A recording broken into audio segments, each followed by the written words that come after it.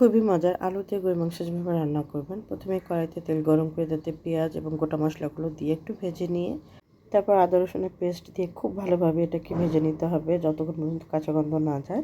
তারপরে হলুদ, মরিচ, ধনিয়া, জিরা, লবণ দিয়ে খুব ভালোভাবে একটু ভেজে নিয়ে মাংসগুলো দিয়ে দিলাম। এখানে প্রায় 1 কেজি মাংস আছে, কেটে ধুয়ে পানি ঝরিয়ে নিয়েছিলাম। তারপরে যে পর্যন্ত মাংসের পানিটা না আসে সে পর্যন্ত বারবার নেড়ে দিতে হবে যাতে নিচে লেগে না যায়। মাংসের পানি যখন আসবে এবং শুকিয়ে যাবে তখন এখানে দিয়ে দিতে হবে টমেটোটা দিয়ে খুব ভালোভাবে আবারও কষিয়ে নিয়ে তারপর এখানে দিয়ে দিতে হবে দুধ 1 কাপের মতন। এখন দুধ দিয়ে মাংসটাকে খুব ভালোভাবে কষিয়ে নিয়ে যখন কষানো হয়ে যাবে, তেল উপরে চলে আসবে, তখন এখানে 2 কাপের মতন পানি দিয়ে খুব ভালোভাবে রান্না করে নিতে হবে। যখন ঝোলটা শুকিয়ে আসবে তখন আলুগুলো দিয়ে আবারও খুব ভালোভাবে কষিয়ে নিতে হবে।